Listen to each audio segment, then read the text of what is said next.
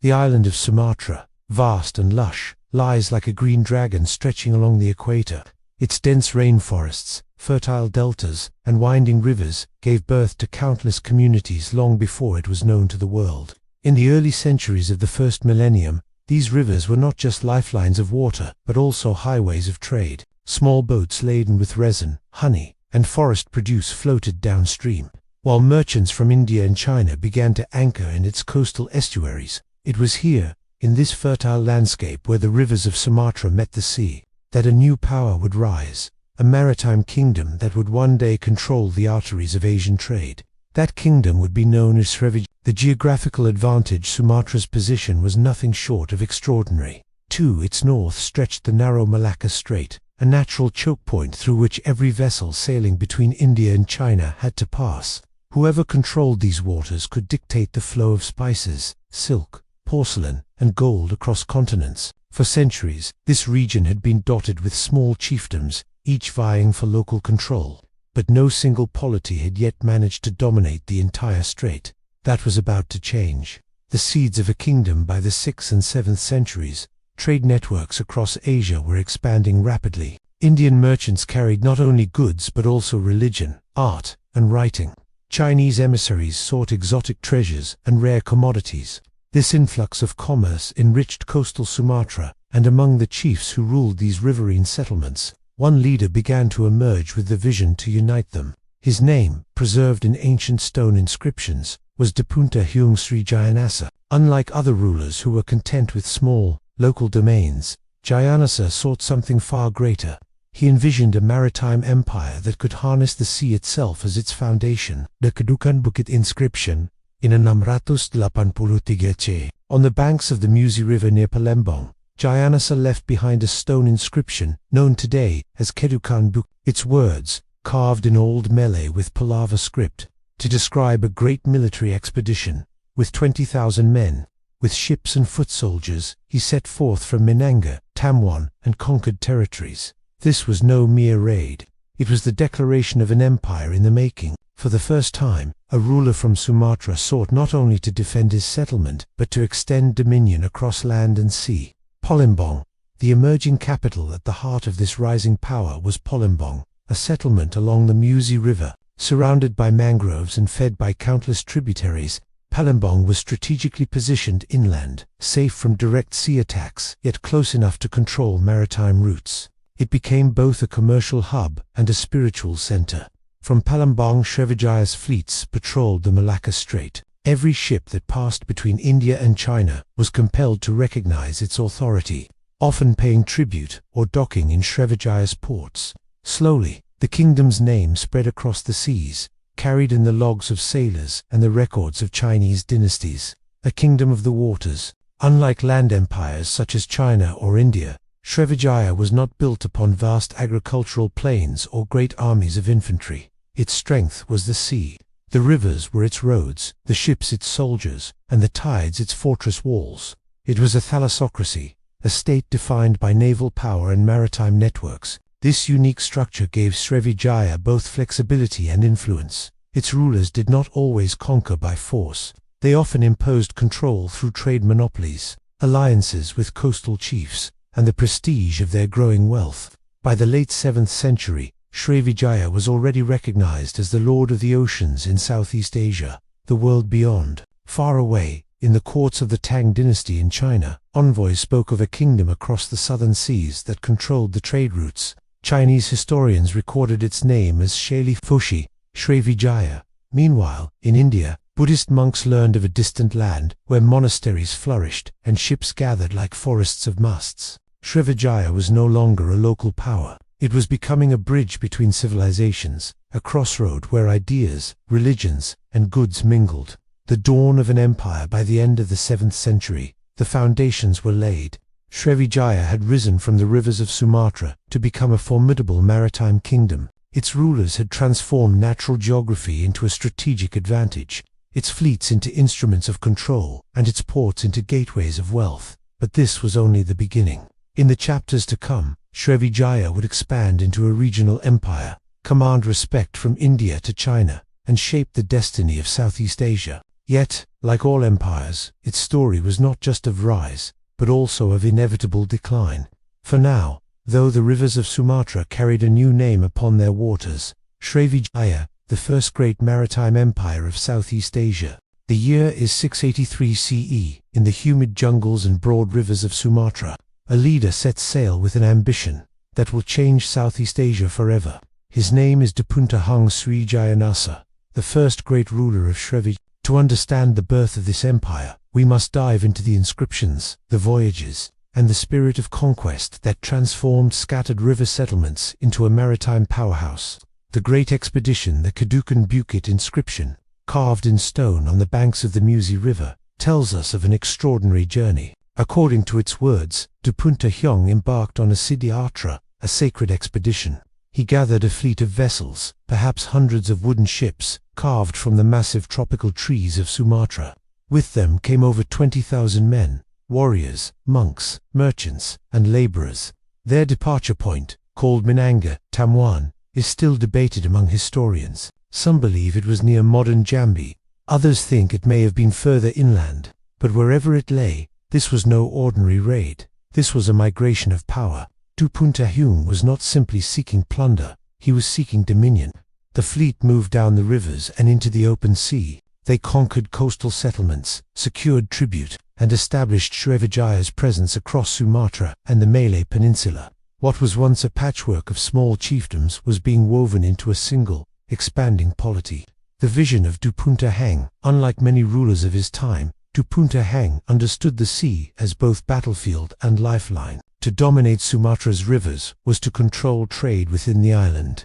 To dominate the Malacca Strait was to control the trade between India and China. By consolidating ports and subduing rival chiefs, he created a network of loyal vassals.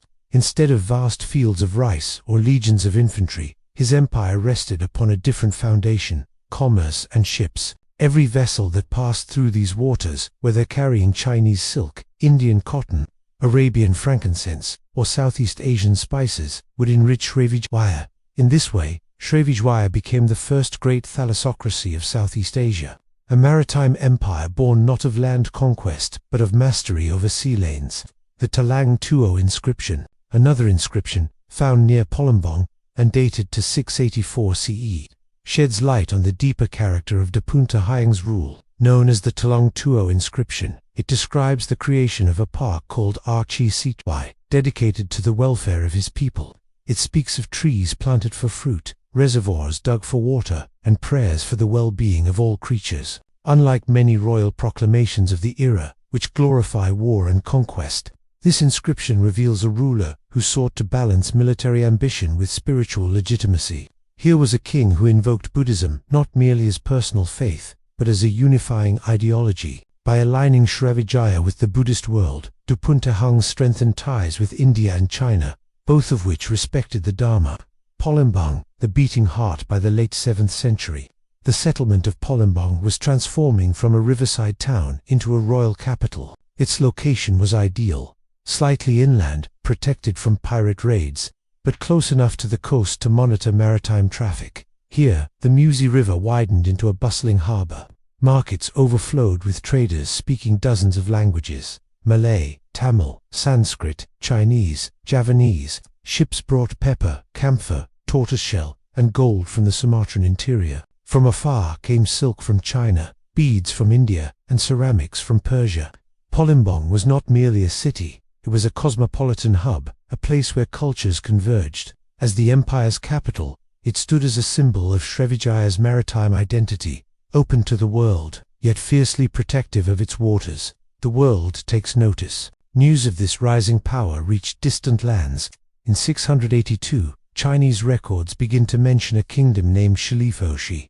Their transcription of Srivijaya, envoys from Palembang sailed north, bearing tribute to the Tang dynasty. In return, they received recognition, silk, and prestige. In India, too, Srivijaya was becoming known. Buddhist scholars, traveling between Nalanda in Bihar and the monasteries of China, often stopped in Srivijaya. They wrote of a thriving community of monks and teachers.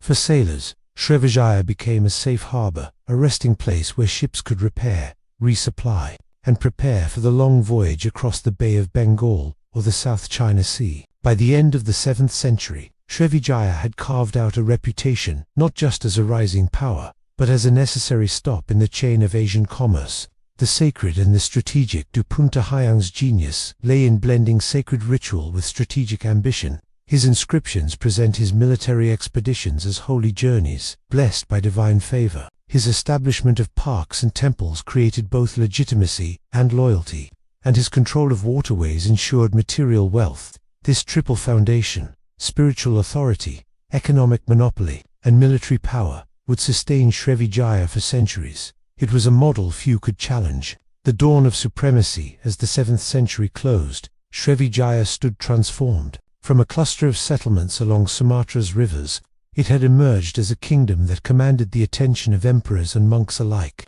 Ships flying its banners patrolled the Malacca Strait. Tribute flowed into Palembang. Temples rang with the chants of monks. And Du Punta Hyang Srivijaya, the once obscure chief of a riverside community, now sat upon the throne of a kingdom whose influence would ripple across Asia. Yet, this was only the beginning. In the centuries to come, Srivijaya would expand into a regional superpower, shaping the destiny of maritime Southeast Asia. But it would also face rivals, betrayals, and invasions that would one day test the very foundations of its power. For now, though Srivijaya shone bright, a jewel of the seas, born from the rivers of Sumatra, ready to claim its place in history. By the dawn of the 8th century, Srivijaya had already established itself as more than a kingdom. It was a gateway of the seas, a power whose fortunes were tied not to fields of rice or armies of cavalry, but to the vast ocean highways that connected Asia. To understand its rise as a maritime empire, we must follow the flow of goods, ships, and ideas that passed through its harbors, and the way Srivijaya bent those currents to its will. The lifeblood of the straits, the Malacca Strait, a narrow channel of water between Sumatra and the Malay Peninsula, became the heart of Srivijaya's wealth. It was only a few dozen kilometers wide at its narrowest point, but it carried more wealth than any road or caravan route in the region. Every ship traveling between India and China had to pass through this strait. From India came cotton textiles, ivory, sandalwood, and beads. From China came silk, porcelain, and copper coins. From Arabia and Persia came glassware, horses, and incense. And from Southeast Asia itself came gold from Sumatra, camphor from Borneo, cloves and nutmeg from the Moluccas, and tin from the Malay Peninsula. Srivijaya did not merely participate in this trade, it controlled it. Like a toll gate across the ocean, it demanded tribute from passing ships. Captains were required to stop at its ports, pay duties, and sometimes even exchange part of their cargo. In return, Srivijaya offered protection, safe harbors, and supplies for the long voyage.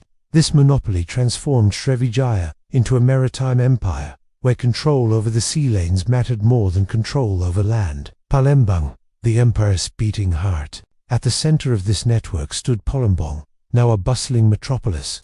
Its riverbanks swarmed with activity, longhouses of local merchants stacked with pepper and resin, foreign quarters where Indian, Chinese, and Arab traders lived, monasteries that doubled as centers of learning and diplomacy, shipyards where craftsmen built vessels large enough to cross oceans. Contemporary accounts suggest that Palembang was not a walled city like those of China or India. Instead, it stretched along the waterways, its people living in stilt houses above the river, tied directly to the lifeblood of the sea. Palembang was less a fortress and more a marketplace, thriving on openness and exchange. The Chinese connection. China was Srivijaya's most important partner. During the Tang dynasty, Chinese officials recorded regular missions from Srivijaya, bearing tribute in exchange for imperial recognition. To Chinese emperors, Srivijaya was not only a trade partner but also a strategic ally. Guarding the southern seas from pirates, Chinese ships rarely sailed directly to India in this era. Instead, they relied on entrepot trade. Goods were brought from India to Srivijaya, stored in its warehouses, and then re-exported to China. In turn, Chinese silk and porcelain made their way to India and beyond through Srivijayan ports. This role as a middleman gave Srivijaya immense leverage. It did not have to produce all the goods it traded. It only needed to control their flow. The Indian Ocean connection to the west, Srivijaya's influence reached across the Bay of Bengal. Tamil and Bengali merchants sailed eastward with cotton, spices, and beads. They found in Srivijaya not just a market but also a gateway to China. It was in this era that Buddhism became a powerful cultural bridge. Indian monks stopped in Srivijaya to rest and teach. One of the most famous accounts comes from the Chinese pilgrim Yijing, who traveled in the 7th century. He described Srivijaya as a flourishing Buddhist center, home to hundreds of monks who studied scriptures before continuing to India's Nalanda University. Trade and religion went hand in hand. Ships carried not only pepper and porcelain, but also texts, ideas, and philosophies. Srivijaya thrived because it was both a marketplace of goods and a marketplace of cultures. The machinery of monopoly. How did Srivijaya maintain its dominance over such vast trade networks? The answer lies in a combination of naval strength, diplomacy, and geography. Naval power. Srivijaya maintained fleets of warships, known as jong, that patrolled the straits. Pirates were crushed, and rival kingdoms were forced to submit. Diplomatic alliances. Srivijaya cultivated close ties with both India and China, ensuring recognition and legitimacy. Tribute missions to the Tang court were as much about diplomacy as they were about prestige. Geographical advantage. Few kingdoms could rival Srivijaya's location. The Malacca Strait was narrow enough to monitor and control, while alternative routes, such as through the Sunda Strait, were more dangerous and less efficient. By combining these elements, Srivijaya created a maritime chokehold. Its rulers effectively turned geography into empire. A web of influence. By the 9th century, Srivijaya's influence extended far beyond politics. It controlled parts of the Malay Peninsula, including Kedah, and exerted suzerainty over coastal Borneo, western Java, and even the southern Philippines. This was not always direct rule. Instead, Srivijaya relied on a mandala system, a model of Southeast Asian political power, where influence radiated outward like circles in water. Local rulers acknowledged Srivijaya's supremacy, sent tribute, and in return received protection and access to trade. Thus, Srivijaya became less a single kingdom and more a maritime confederation, united by commerce and diplomacy rather than strict centralization. Wealth beyond measure. The wealth that flowed through Srivijaya was staggering. Arab geographers described it as a land of gold and camphor. Chinese annals listed its tribute of exotic birds, rhinoceros horns, and pearls. Indian texts referred to it as a key stop in the Oceanic trade network. The rulers of Srivijaya adorned themselves with gold jewelry, sponsored the construction of monasteries, and sent lavish embassies abroad.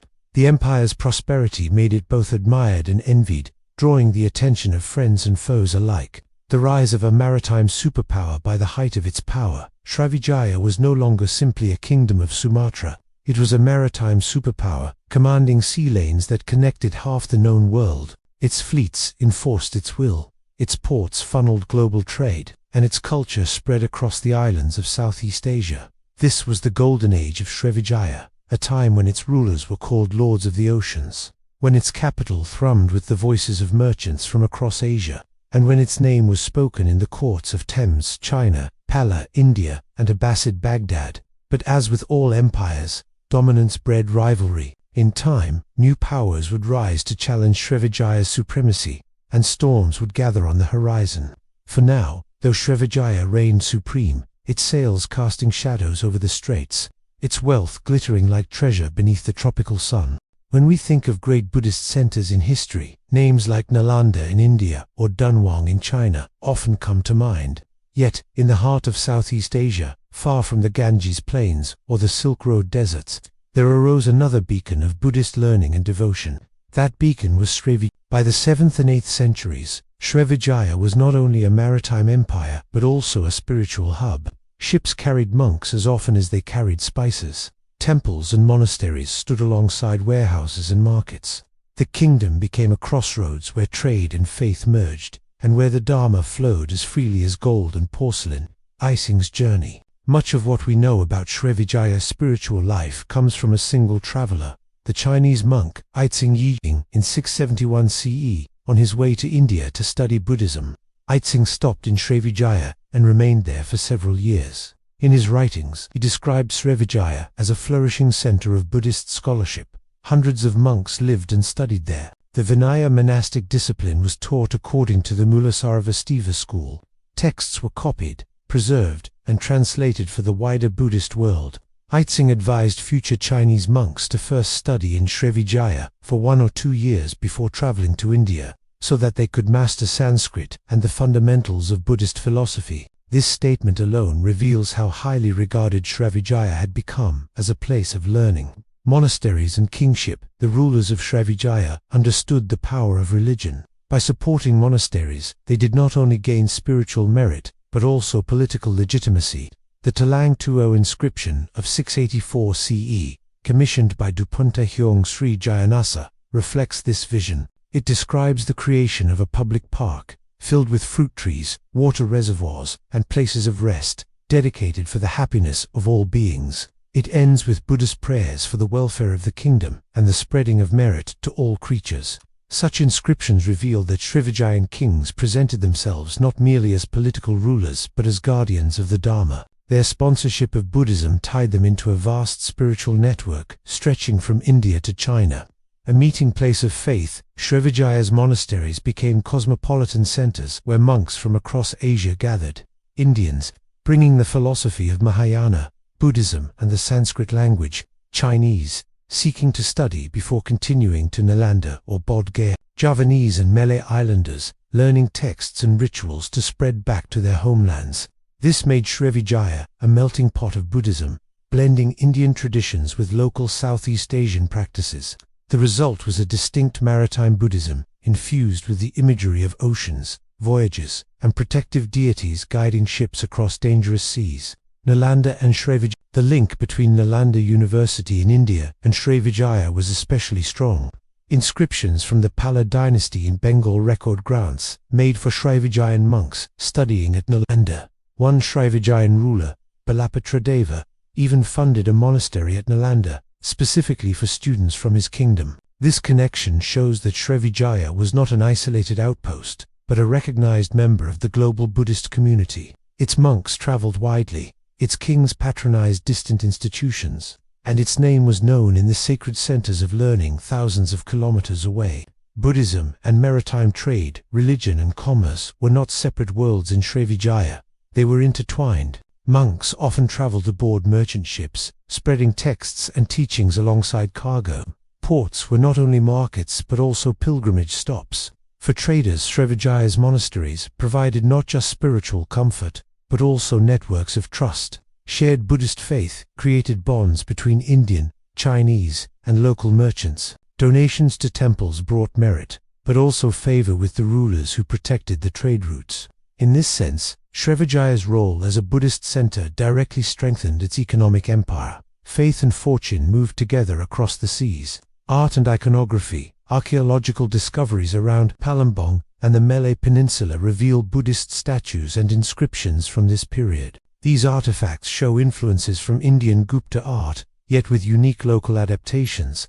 The Buddha figures are often seated in meditation, but crafted from local stone or bronze. Some bear inscriptions in Old Malay and Sanskrit, blending local language with international script. Such finds testify to a vibrant artistic culture, where Buddhism was not only a religion but also a source of inspiration for art, architecture, and ritual. The spiritual prestige of Srivijaya. By the 8th and 9th centuries, Srivijaya was known across Asia as more than a trade empire. It was a place of spiritual prestige. To stop in Srivijaya was not only to replenish supplies, it was to enter a sacred realm where monks prayed. Kings built parks of merit, and scriptures were studied with devotion.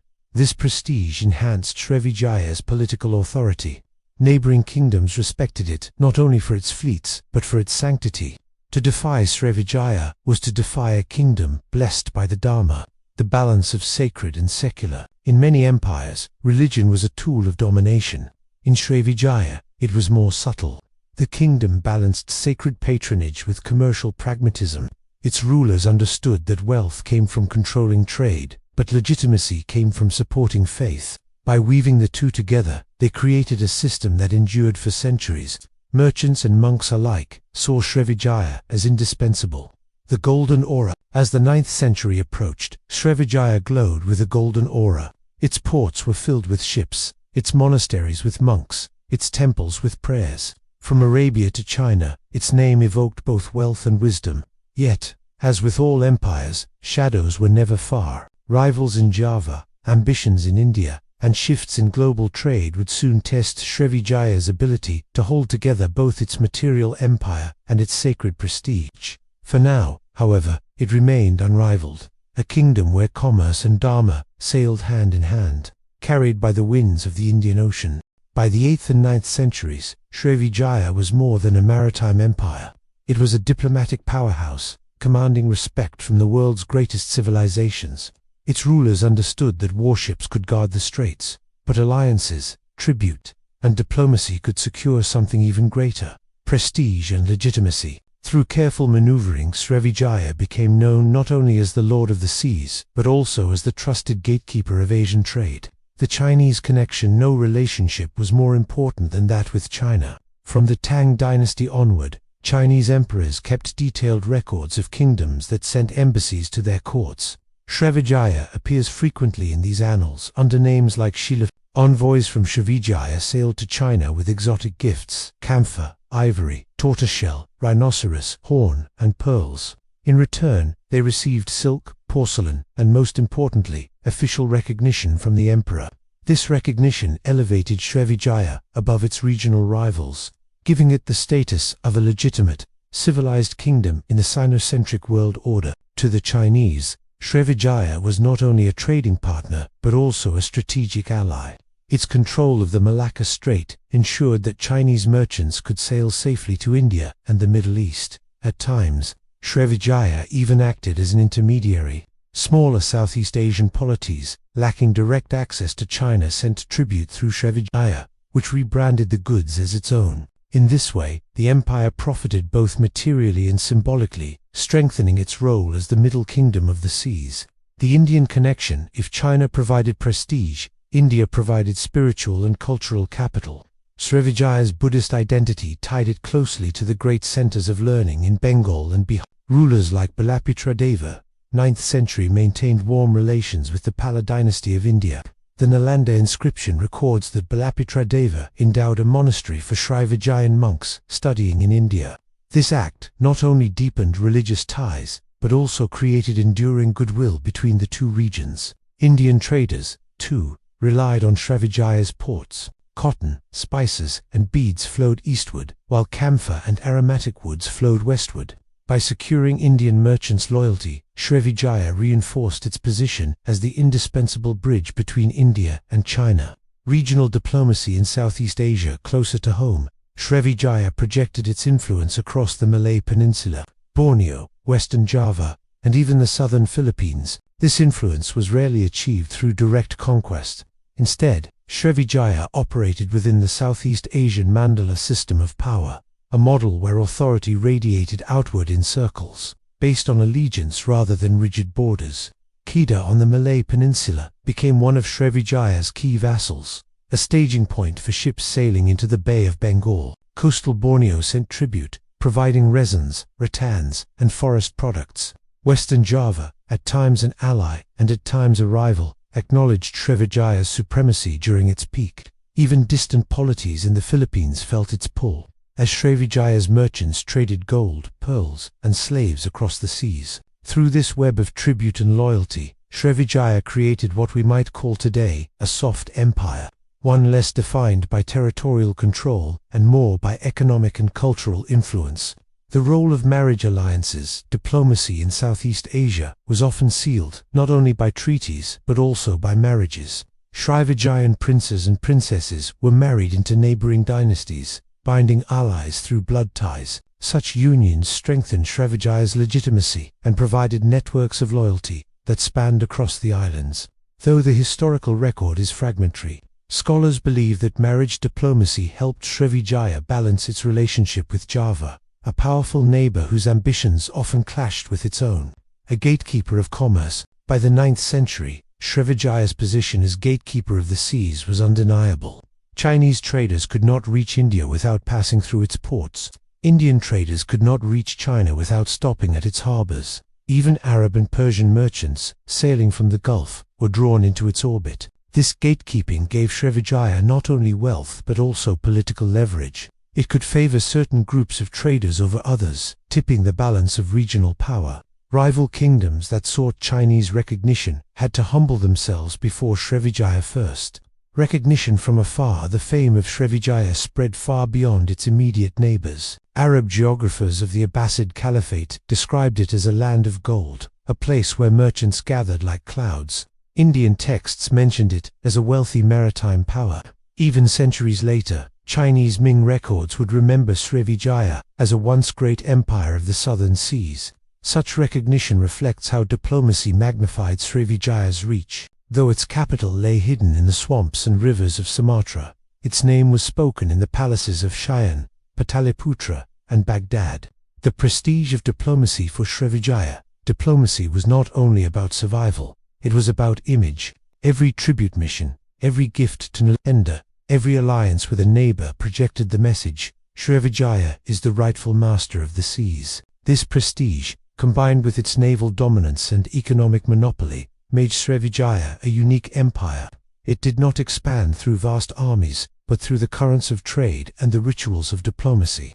The stage is set as the 10th century approached. Srivijaya stood at the height of its power. Its envoys were welcomed in China, its monks revered in India, and its influence felt across the islands of Southeast Asia. It was the hub of a global network, a place where diplomacy and commerce intertwined.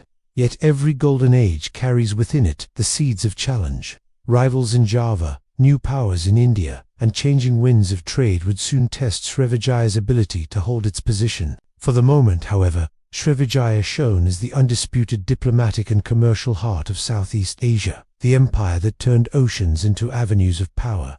By the 9th century, Srivijaya had grown from a rising maritime kingdom into the undisputed master of the seas of Southeast Asia. Its fleets patrolled the waters, its envoys were welcomed in the courts of China and India, and its wealth glittered like gold upon the waves. This was the age of supremacy, a golden chapter when Srivijaya's power and prestige reached their zenith. A maritime empire without rival, the geography of Southeast Asia worked entirely in Srivijaya's favor. The Malacca Strait was the narrow throat connecting to oceans, the Indian and the Pacific. Whoever controlled this strait could dictate the flow of trade across half the world. Srivijaya not only controlled the Malacca Strait, but also extended its reach to the Sunda Strait in the west and the South China Sea in the east. Its influence radiated outward like ripples, from Sumatra to the Malay Peninsula, to Borneo, Java, and beyond. At its height, Srivijaya's domain resembled a vast archipelago empire, less about land borders and more about nodes of control. Ports, harbors, and sea lanes formed the arteries of its power. The reign of Balaputradeva, one of the most prominent rulers of this golden age, was Balaputradeva, a monarch whose reign symbolized both political ambition and religious devotion. He was remembered in the Nalanda inscription in India for funding a monastery at the great Buddhist university, ensuring Srivijayan monks had a permanent place of study.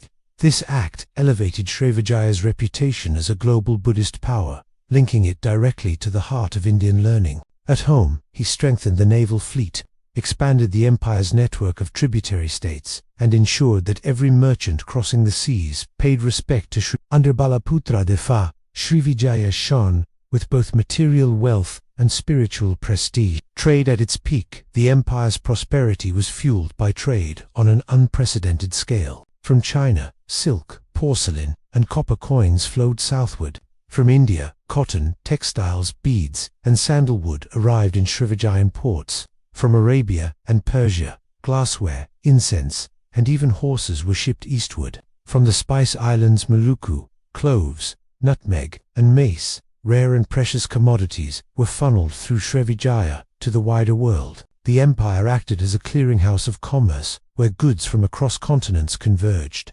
Traders from every corner of Asia anchored in its harbors, exchanging wealth under the watchful eye of Srivijaya's rulers. The flow of tribute and tariffs made Palembang a city of extraordinary riches. Chronicles describe gold ornaments, jeweled regalia, and bustling marketplaces filled with treasures from across the seas.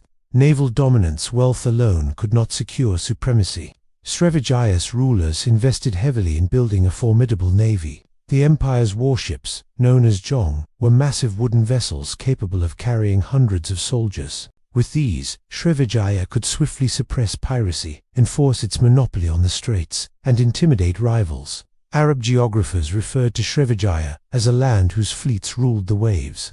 For merchants, this dominance offered both protection and compulsion. Srivijaya's navy kept the routes safe, but also ensured that no ship passed without tribute. A cosmopolitan capital, at the heart of this supremacy was Palembang, now transformed into a cosmopolitan capital. Markets, overflowing with exotic goods, where Indian spices lay beside Chinese ceramics, and Arabian glass sparkled beside Sumatran gold. Religious life, monasteries thrived, filled with monks chanting sutras in Sanskrit, Pali, and Old Malay. Foreign quarters, merchants from India, China, and Arabia established their own districts, bringing their languages, cuisines, and traditions. Palembang was no longer just a port, it was a world city, a place where the currents of global civilization converged. Recognition across Asia. By the 10th century, Srivijaya was recognized across Asia as a superpower of the seas. Chinese emperors granted it special diplomatic status, praising it as a loyal tributary kingdom. Indian rulers welcomed its monks and honored its kings. Arab travelers, writing in distant Baghdad, described it as a place of vast wealth and strange, wondrous goods. To its neighbors in Southeast Asia, Srivijaya was both protector and overlord, a force to respect, and at times to fear. The system of tribute. Part of Srivijaya's supremacy lay in its tribute system. Neighboring rulers were drawn into its orbit through a mix of diplomacy, trade benefits, and naval pressure. By paying tribute, they gained access to the lucrative Chinese market via Srivijaya's embassies. By refusing, they risked being cut off or attacked. This system reinforced Srivijaya's image as the gatekeeper of wealth, a position no rival could easily undermine. The golden glow. The 9th and 10th centuries represented the height of Srivijaya's glory. Its rulers walked in golden regalia, its ports teemed with ships, and its monasteries echoed with prayers. From India to China, it was known as both a commercial hub and a spiritual beacon. Yet even as the empire basked in prosperity, the seeds of challenge were already sprouting. Rivals in Java eyed its wealth. Ambitious Indian rulers saw an opportunity in its monopoly, and as global trade patterns shifted, Srivijaya would one day struggle to maintain its grip on the seas. For now, however, it reigned supreme. The Venice of the East, the Lord of the Oceans, the empire whose sails cast shadows across every horizon.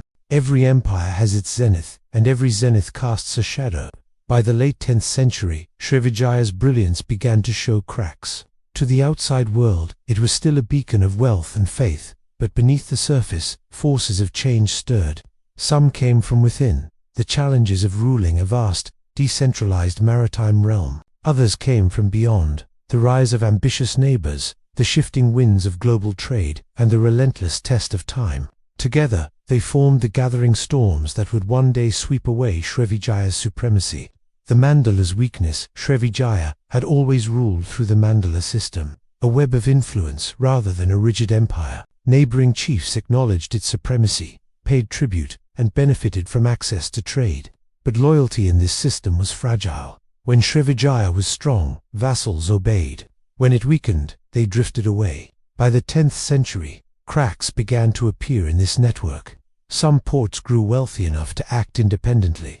Others chafed under Srivijaya's demands for tribute. Without the constant presence of its navy, Srivijaya's authority was not always guaranteed. Rising rivals in Java to the east, the island of Java emerged as a formidable challenger. Rich volcanic soil allowed kingdoms like Mataram and later Kediri to flourish. Unlike Srivijaya, which relied on maritime trade, these Javanese states combined agricultural surplus with growing naval power. Java's rice harvests gave it a stable population and army. Its rulers began to build their own fleets, eager to tap into the lucrative spice trade.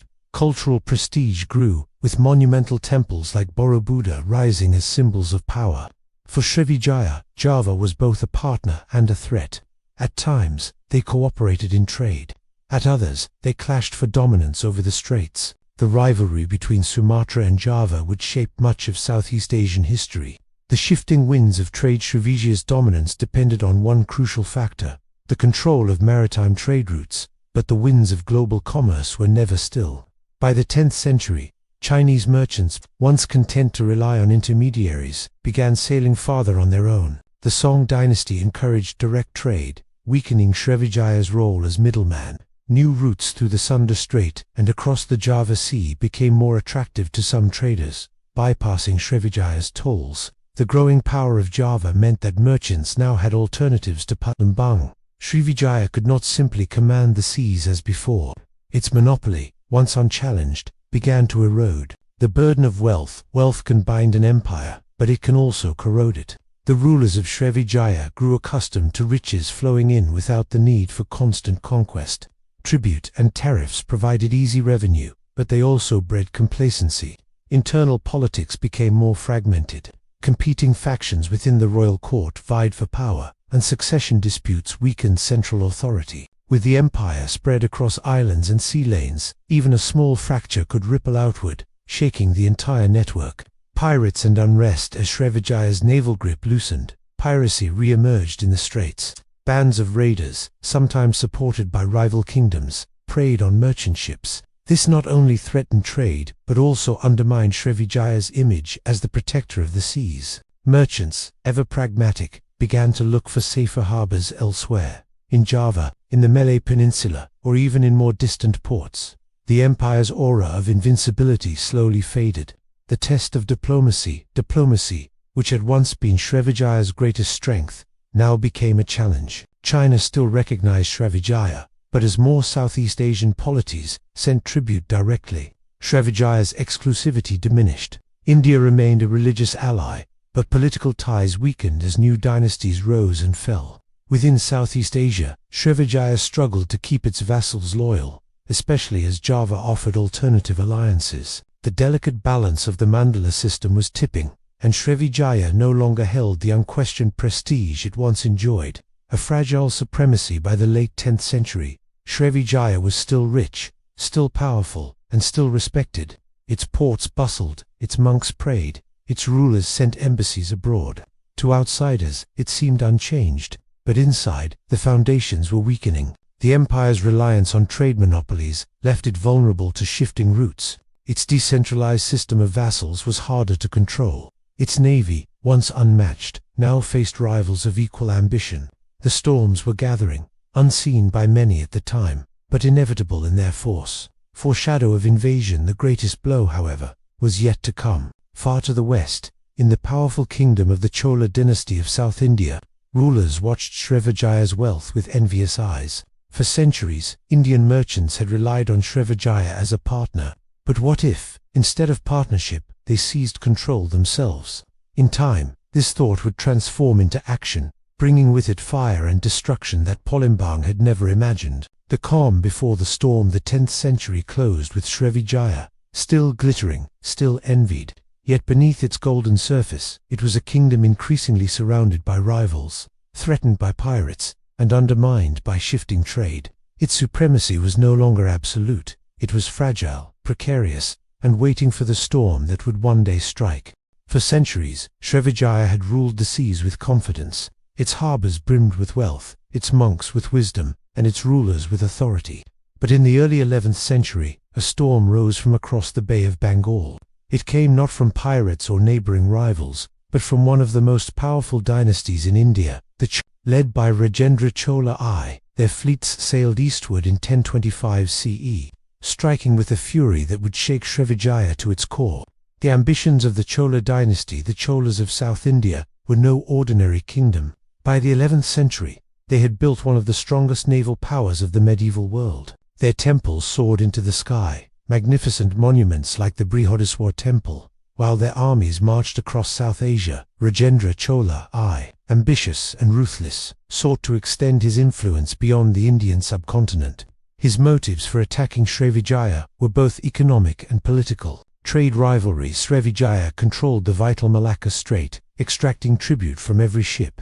Indian merchants, dependent on these routes, faced high tariffs. The Cholas saw this as both an insult and an opportunity. Prestige and power. By defeating Srivijaya, Rajendra could proclaim himself master of the seas, extending his empire's fame from the Bay of Bengal to the South China Sea. Diplomatic maneuvering.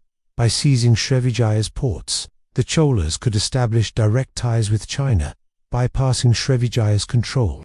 Thus, in 1025, Rajendra unleashed his fleet, not for a raid, but for an expedition that would leave scars on Southeast Asia's history. The sudden strike, the Chola Armada, was vast, carrying thousands of soldiers aboard sturdy warships. They sailed eastward across the Bay of Bengal, striking swiftly at Srivijaya's possessions on the Malay Peninsula before turning toward Palembang, the empire's beating heart. The attack was sudden and devastating. Srivijaya, accustomed to controlling pirates and rivals, had not prepared for a full-scale invasion from across the ocean.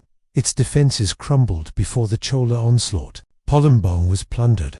The royal palace was sacked, monasteries looted, and ships destroyed. The king of Srivijaya, Sangrama Vijayatungavarman, was captured and carried back to India as a prisoner. For the first time in centuries, Srivijaya's aura of invincibility was shattered.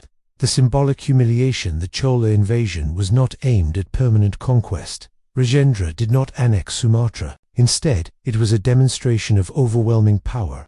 By humiliating Srivijaya's ruler and sacking its capital, the Chola sent a clear message. To merchants, the seas were no longer Srivijaya's monopoly. To China, the Cholas were now capable of direct contact. To Southeast Asian rivals, Srivijaya was no longer untouchable. The capture of the Srivijayan king was more than a military act. It was a symbolic blow that echoed across the seas. The aftermath in Srivijaya, though the Cholas eventually withdrew, the damage was irreparable. Palembang was scarred, its prestige tarnished, and its authority over vassals weakened. Vassal states rebelled. Territories in the Malay Peninsula and Borneo began to slip away, questioning Srivijaya's strength. Trade monopoly eroded. Merchants, once compelled to pass through Srivijaya, now sought alternatives in Java and other ports. Political fragmentation, without a strong central king. Internal factions grew restless, further weakening the empire's unity. Srivijaya survived the invasion, but it was never the same again. China's changing view. The Tang dynasty had long recognized Srivijaya as the gatekeeper of southern seas, but after the Chola invasion, Chinese records show an increase in direct missions from other Southeast Asian kingdoms. The prestige of Srivijaya as sole intermediary was broken. The Cholas themselves sent embassies to China, proudly proclaiming their victory over Srivijaya. For the first time, the empire's supremacy in international diplomacy was seriously challenged. A warning ignored, some historians believe the Chola invasion was a warning to Srivijaya, a reminder that no empire, however mighty, could remain unchallenged forever. Yet within Srivijaya, the rulers struggled to adapt. They rebuilt Palembang, revived trade, and continued to sponsor Buddhist institutions. On the surface, the empire lived on, but beneath, the structure was hollowed out. The Chola strike had exposed Srivijaya's greatest vulnerability, its dependence on prestige and image. Once that image was broken, rivals and rebels no longer feared its power. The turning of the tide after 1025, Srivijaya entered a new chapter, not of growth, but of gradual decline. Java grew bolder, expanding its influence. Malay Peninsula ports like Kedah began to act independently. Global trade routes slowly shifted, leaving Palembang less central. The Cholas themselves would eventually decline, but their invasion left a wound that Srivijaya could not heal. Echoes of a fall for centuries, Srivijaya had been the undisputed lord of the oceans, its name spoken with awe from India to China. The Chola invasion stripped away that aura, leaving only the reality of a vulnerable empire in a world of rising powers. The empire would linger for another 2 centuries, but the golden age was over. The gathering storms had broken into a tempest, and Srivijaya would never again shine as it once had. When the Chola fleets withdrew from Sumatra in 1025 CE, they left behind not an occupied territory, but an empire in ruins. Srivijaya survived, but it was a shadow of its former self. Though its kings rebuilt Palembang, though its monks continued their chants, the illusion of invincibility was gone. For a maritime empire whose power rested on prestige and control of trade, this was a mortal wound. Over the next centuries, Srivijaya entered a long decline, not a sudden collapse, but a slow fragmentation. As vassals broke away, rivals rose, and the tides of global trade shifted against it. The erosion of authority, the mandala system that once gave Srivijaya strength, now became its weakness. Without overwhelming naval dominance, loyalty faltered. Keita on the Malay Peninsula asserted greater independence. Once a crucial gateway to the Bay of Bengal, it began to deal with merchants directly. Bypassing Palembang, Borneo's ports drifted away, trading freely with Chinese and Arab sailors. Even parts of Western Java that once acknowledged Srivijaya's supremacy now turned inward, focusing on their own rising power centers. The empire, once a web of tributary states, unraveled strand by strand. Java's ascendancy, the greatest threat, came from Java. After the Chola invasion, Javanese kingdoms such as Kadiari and later Singasari began expanding their maritime reach. Java had several advantages: agricultural base, fertile volcanic soil produced abundant rice, supporting large populations and strong armies; cultural prestige, monumental temples like Borobudur and Prambanan rivaled anything in Southeast Asia, projecting spiritual authority; naval growth, learning from both Srivijaya and the Cholas. Java built its own fleets, eager to dominate regional trade. By the 13th century, the balance had shifted. Java was no longer a rival to fear. It was becoming the new center of power. The Mongol shockwave, far away, another storm was brewing. In the late 13th century, the Mongol Empire under Kublai Khan sent expeditions into Southeast Asia. Though Srivijaya was not their main target, the upheavals of this period destabilized the region. Java famously resisted the Mongols in 1293, giving rise to the Majapahit Empire. For Srivijaya, already weakened, these regional tremors further eroded what little influence it retained. The rise of Majapahit. The final blow came with the rise of Majapahit, founded in 1293 on Java, under rulers like Hyam Wuruk and the legendary Prime Minister Gajah Mada. Majapahit expanded its influence across the archipelago. Majapahit's navy controlled trade routes once dominated by ports in Java became new hubs of commerce, overshadowing Palembang. Vassals that had once looked to Srivijaya now pledged allegiance to Majapahit, drawn by its strength and prestige. By the 14th century, Srivijaya was reduced to a minor local power, remembered more for its past glory than its present might. The loss of monopoly. The economic foundations of Srivijaya crumbled as its trade monopoly vanished. Chinese merchants sailed directly to Java, Malacca, and other ports. The once lucrative control of the Malacca Strait slipped from Palembang's hands. Pirates once again infested the seas, but this time Srivijaya no longer had the strength to suppress them. Without trade revenue, the empire could no longer maintain a powerful navy, creating a vicious cycle of decline.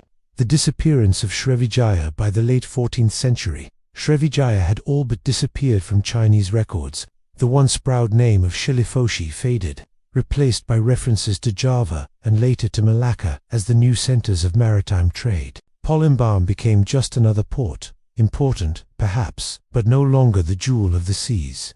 The empire that had once united the waters of Southeast Asia was now a memory, its legacy absorbed by the rising powers around it. The legacy of decline, though, Srivijaya vanished. Its influence endured. Trade networks it once nurtured remained. Later inherited by Malacca in the 15th century, Buddhist learning it fostered spread across the region, leaving imprints in art and temple architecture. Its role as the first great maritime empire of Southeast Asia set a precedent for later powers like Majapahit and Malacca. In its decline, Srivijaya passed the torch of maritime supremacy, shaping the destiny of the archipelago for centuries to come. A silent sunset. Srivijaya's end was not marked by a single catastrophic event, but by a slow fading into obscurity.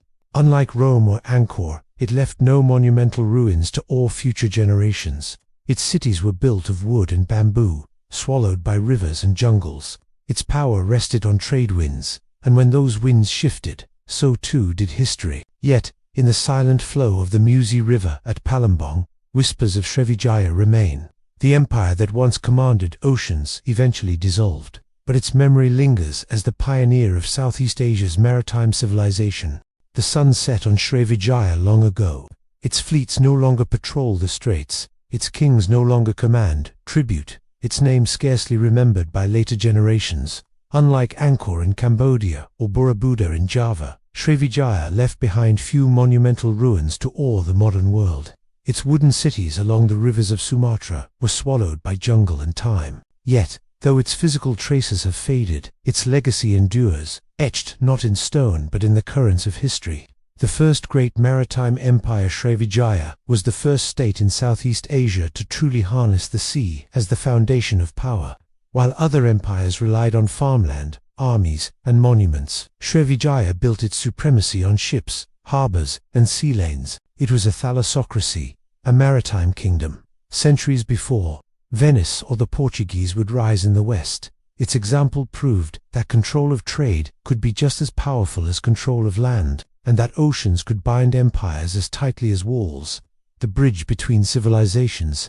One of Srivijaya's greatest contributions was its role as a bridge between India and China. For centuries, merchants and monks from both great civilizations passed through its ports. Indian cotton, beads, and religious texts flowed eastward. Chinese silk, porcelain, and coins flowed westward. Southeast Asian spices, camphor, and gold were funneled outward to the world. Without Srivijaya, the cultural and economic exchanges between these civilizations might have been slower, weaker, or fragmented. By acting as the middleman, Srivijaya accelerated the globalization of Asia. The spread of Buddhism. Srivijaya was not only a trade hub, but also a center of Buddhist learning. Its monasteries nurtured monks, who later traveled to India and China. Its kings patronized temples abroad, most famously sponsoring a monastery at Nalanda University. The Chinese monk Yizing immortalized Srivijaya as a place where monks could master Sanskrit and scriptures before continuing their pilgrimages. In his accounts, Srivijaya was described as a flourishing Buddhist kingdom, where the Dharma shone brightly. Even after its political power faded, this spiritual reputation lingered, influencing the religious landscape of the Malay world and beyond. Cultural crossroads. Srivijaya's ports were melting pots of culture, languages. Old Malay, Sanskrit, Chinese, Tamil, and Arabic were spoken in its harbors. Art. Buddhist statues blended Indian Gupta style with local features, reflecting a uniquely Southeast Asian identity. Customs. Local traditions fused with Indian and Chinese influences, creating hybrid practices that spread across the islands. In this way, Srivijaya laid the groundwork for the maritime multiculturalism that still defines Southeast Asia. Today, a region where trade and culture intertwine across seas. Inspiration for successors. Though Srivijaya declined, it set a precedent for later maritime powers. Majapahit in Java inherited its mantle, ruling across the archipelago with naval strength. Malacca, in the 15th century, revived the model of controlling the straits as the gateway to world trade. Even in modern times, Singapore's success as a global trading hub echoes the role once played by Srivijaya. Each of these powers, knowingly or not, followed the path blazed by the kingdom that first turned geography into empire. Lessons of fragility. Yet Srivijaya's story is not only one of triumph, it is also a lesson in fragility. Its reliance on trade monopolies made it vulnerable when routes shifted. Its decentralized mandala system of vassals weakened when central authority faltered. Its image of invincibility, once shattered by the Cholas, could not be restored. The rise and fall of Srivijaya remind us that even the mightiest maritime powers are subject to the changing tides of history. The rediscovery of Srivijaya. For centuries after its fall, Srivijaya was forgotten.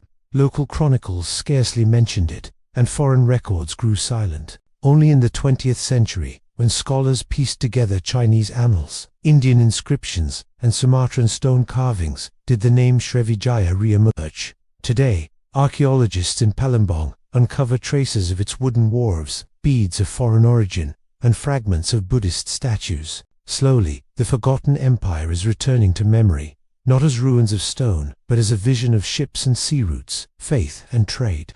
A question for history. The story of Srivijaya leaves us with a profound question.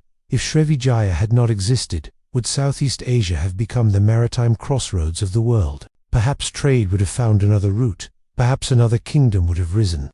But without Srivijaya's early mastery of the seas, the region might never have gained its identity as the beating heart of oceanic exchange. The eternal tide empires rise and fall, but the sea endures. Srivijaya may have vanished, but the tides it once ruled still flow through the Malacca Strait. Modern ships carrying oil, electronics, and containers followed the same waters once plied by Srivijaya's fleets. In this way, the empire lives on, not in monuments of stone, but in the living pulse of the seas. It was the first great maritime empire of Southeast Asia, the pioneer of oceanic civilization. and the proof that power can be built on waves as surely as on land.